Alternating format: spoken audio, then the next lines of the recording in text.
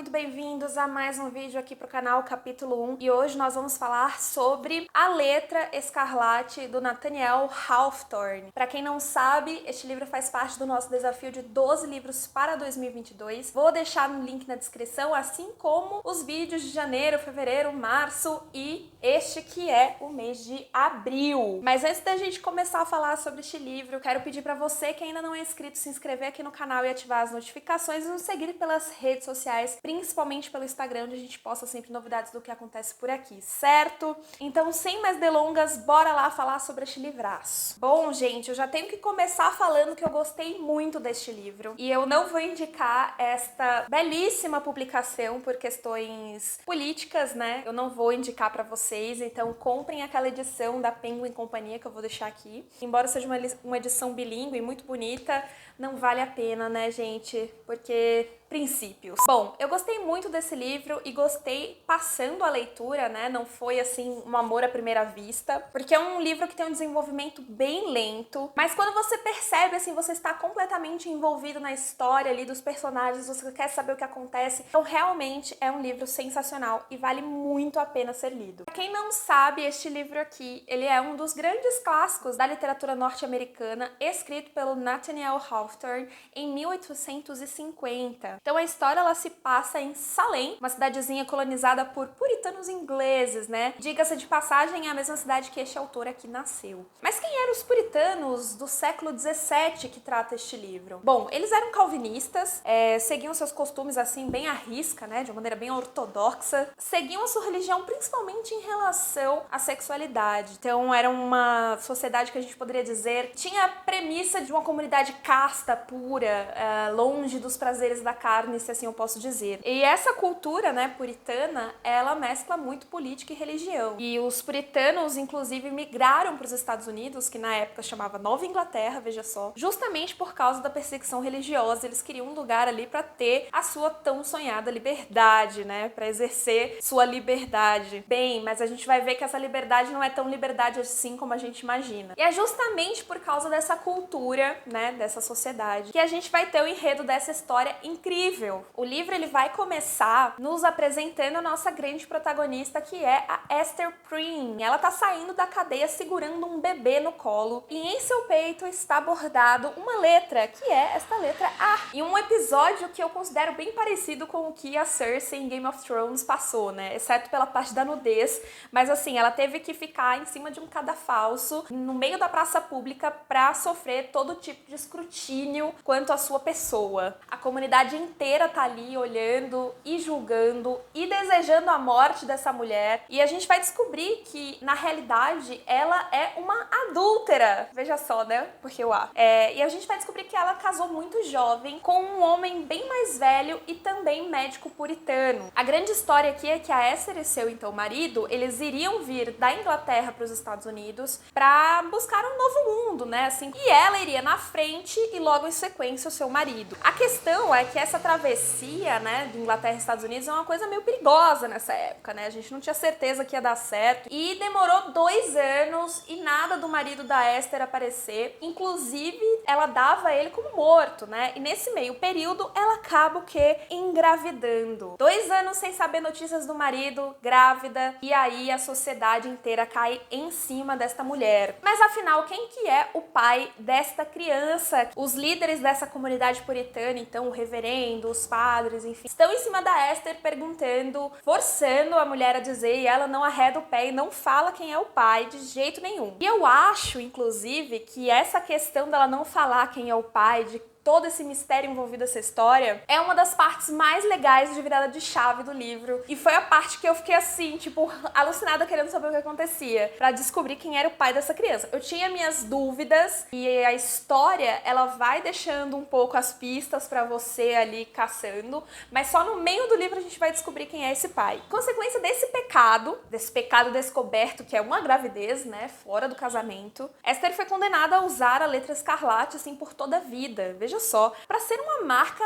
né, um lembrete diário do seu adultério. E isso vai fazer com que ela fique isolada socialmente, inclusive marginalizada, ela mora mais distante ali num bosque. E ela só não é totalmente um pária social porque ela tem um talento, ela é uma costureira exímia. E por isso também ela consegue viver assim de uma maneira até digna, porque mesmo após do seu adultério, né, e da Letra Escarlate e da filha que ela fica carregando para todos os cantos, ela ainda é requisitada, inclusive pelo governador da cidade. E é muito legal que é uma mulher que no século XVII, né, vai ter uma autonomia financeira. Inclusive, ela vai ajudar ali a comunidade que ela faz parte, né? E é uma mulher muito forte que você vai com certeza achar bem impressionante o nível da entrega dela, mesmo com tudo isso acontecendo com ela, sabe? E ali, no meio do cadafalso, né, algo inusitado nos acontece aqui, até como leitor você fica meio chocado. Ela vai reconhecer o seu marido. Veja só, 2 anos depois, justamente no dia que ela está lá sofrendo sua condenação pública,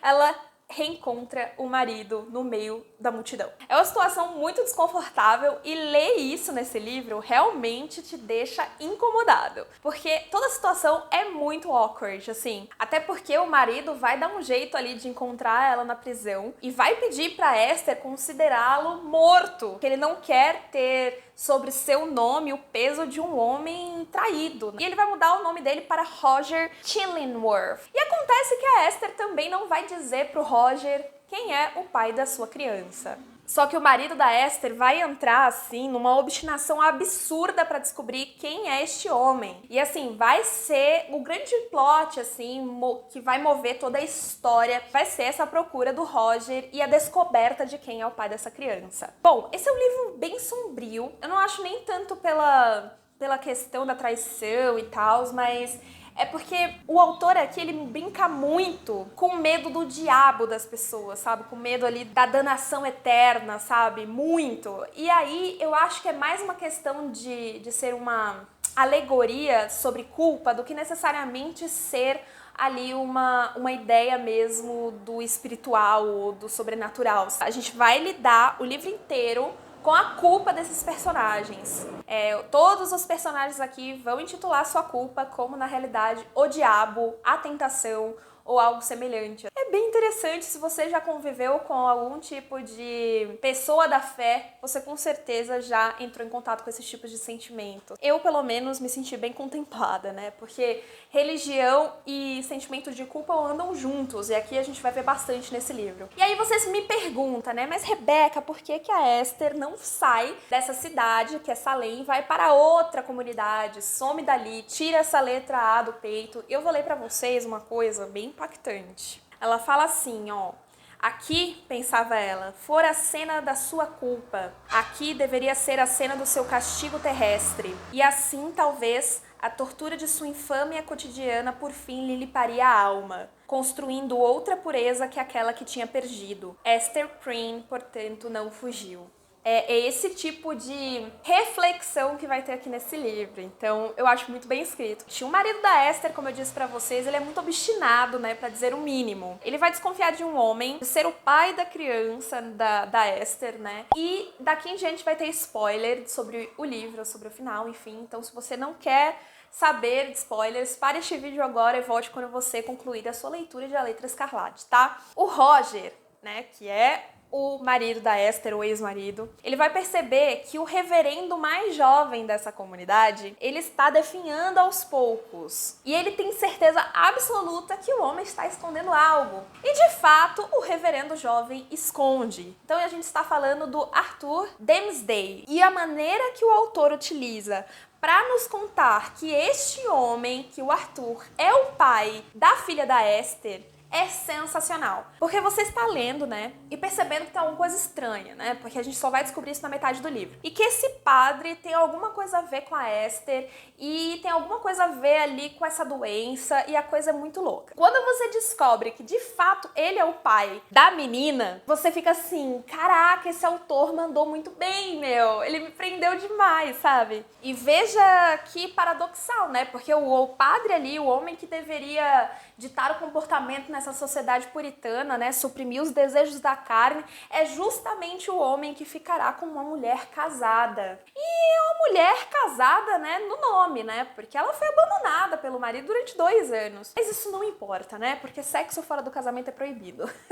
De qualquer forma, o Arthur Dimmesdale está morrendo e ele se sente muito culpado e vai definhando ao longo do livro. E como o médico já tinha entendido que ele era o pai da criança, né, ele vai tentar se aproximar do homem de qualquer jeito, né, como médico mesmo, e eles vão acabar até morando juntos. E a questão aqui é que o Roger quer devorar a mente do Arthur, sabe? Porque ele sabe que ele tá escondendo algo, e ele fica jogando indiretinhas, assim, pra mente já perturbada do pobre do reverendo. E é coisas assim como, Deus tá vendo, viu, que você esconde, acho que você precisa confessar, coisas assim, sabe? E é uma culpa que, ai, gente, me irrita, porque até hoje, né, no cristianismo é assim, enfim. E ele faz de tudo pra aumentar a culpa do pobre do reverendo. E é isso, sabe? O autor faz isso muito bem, ele consegue descrever, né, transcrever o peso da culpa da religião no coração de uma pessoa. E de como as pessoas se sentem culpadas por não conseguir ali suprir o grau moral que uma religião às vezes apresenta para elas, sabe? É literalmente uma tortura emocional esse livro. E assim, você tem que estar bem emocionalmente para ler um negócio desse. Mas é isso. O reverendo, ele é visto como um homem santo, né? Porque ele tá definhando e a partir do momento que ele vai adoecendo mais, os seus sermões ficam cada vez melhores, né? Porque ele é o tipo de cara que fala meias verdades, sabe? Assim, eu sou o mais pecador de todos os homens. Se vocês conhecessem a corrupção do meu coração, vocês veriam que não há homem mais corrupto no mundo do que eu. Só que as pessoas que estão ouvindo esse sermão estão pensando, cara, esse homem, olha só, ele é tão puro, tão magnânimo, que ele fala essas coisas dele próprio, imagina eu, né? Quem sou eu na fila do pão quando este homem tá dizendo que é tão corrupto, você entende? O livro, ele ser escrito em terceira pessoa, né, faz isso também com a gente, porque deixa tudo muito mais interessante, porque a gente vai saber exatamente o que os personagens estão pensando, estão sentindo, e deixa tudo muito mais sombrio. Inclusive, você passa a odiar este pobre reverendo, né? Você gosta dele porque ele tá sofrendo, né? Porque toda a gente se compadece de uma pessoa que tá sofrendo tanto, mas ao mesmo tempo a gente odeia este homem que deixou a pobre da Esther, tipo, sozinha, né? Pra levar todo tipo de culpa dessa comunidade. E ele lá, bonzinho, do sermão dele, falando o que ele quiser, sabe? As suas meias verdades. Só que acontece algo muito legal nessa história, é que a Esther, ela vai se redimir diante dessa comunidade. Porque as pessoas esquecem, né? Passa o tempo e a menina da Esther já tem 7 anos, ela já tá mais velha, então, tipo, as coisas passam ali e é isso, né? A vida continua. E ela vai se redimir, né, não só porque ela usou durante todo esse tempo a letra escarlate, como também a penitência que ela se autocoloca, né, a penitência autoimposta. Então, em um determinado momento, a letra escarlate aqui na Esther vai ser como se fosse uma cruz no peito de uma freira. Isso pra mim é muito triste. E assim, porque quando eu li isso, acabou comigo. Esse mês também, pra quem não sabe, eu li O Segundo Sexo, da Simone de Beauvoir. Na realidade foi uma releitura, né, do primeiro volume. Eu vou deixar o link aqui na descrição. E a gente falou um pouco sobre o peso do machismo no corpo das mulheres, né? E essa parte em específico da Esther me deixou muito triste, porque ela só foi perdoada a partir do momento que ela foi desconsiderada o seu papel de mulher, né? Ela passou a ser uma freira. O corpo feminino dela teve que ser suprimido, né? Ela já não era considerada uma mulher e isso fez com que ela fosse perdoada, mais do que necessariamente seus atos de caridade para as pessoas mais pobres e mais abandonadas que ela, né? É um livro que realmente é muito impactante, né? Que vale muito a pena ser lido, como eu disse pra vocês, gostei muito dele. Principalmente pela figura da filha da Esther, que se chama Pearl, né? Pérola em inglês. E a pequena Pearl tem este nome por causa da parábola da pérola perdida, né? Em que o homem está andando, encontra uma pérola, vende tudo que tem e compra a pérola, né? Porque ela viu que tem um grande valor aquilo. E para Esther, a criança era o preço que ela pagou em vida, né?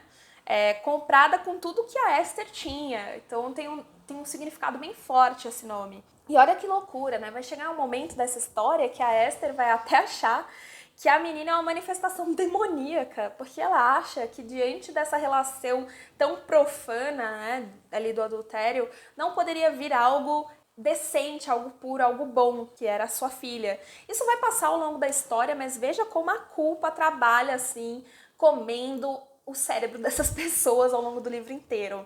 Então é isso, sabe? É uma história que não tem grandes acontecimentos, né? Porque o acontecimento principal é a vingança do Roger pro padre e é a história do adultério da Esther e o crescimento ali da Pearl, mas fora isso não tem muitos acontecimentos, né? É mais essas reflexões sobre o sentimento de culpa dos personagens que vai acompanhar aqui o enredo inteiro. E é impossível não mexer com a gente, com o nosso psicológico, sabe? Você sai aqui realmente outra pessoa e é um livraço.